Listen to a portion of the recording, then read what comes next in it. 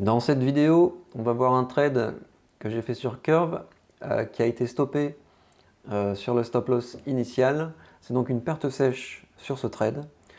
Dans cette vidéo, on verra l'importance d'avoir un stop loss. On verra où positionner le stop loss. Et on verra aussi les conséquences que ça aurait pu avoir si je n'en avais pas mis.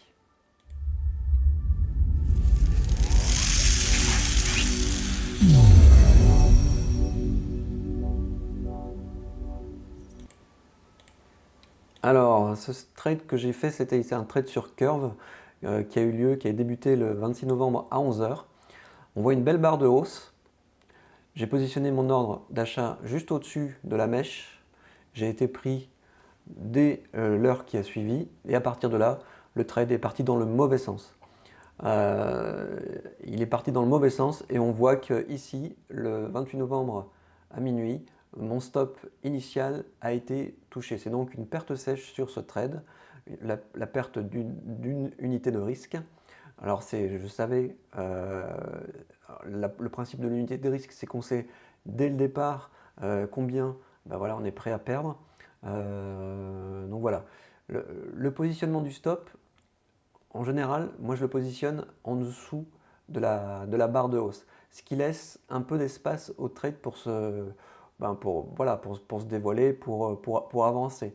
On voit ici qu'il y a eu une tentative de breakout vers le nord, mais ça ne s'est pas produit.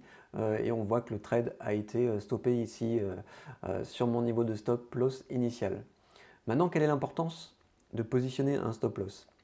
Eh bien, c'est un très bon exemple parce que on voit ici, là, que le trade, il est vraiment parti vers le sud et j'aurais pu perdre beaucoup plus qu'une seule unité de risque.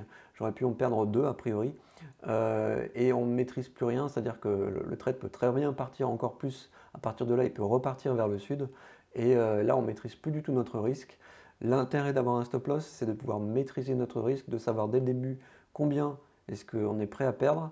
Et ce qui a été le cas sur ce trade, c'est le jeu, ça arrive, il y a des trades qui vont un peu vivoter, il y a des trades qui vont aller dans le mauvais sens, d'autres qui vont aller dans le bon sens.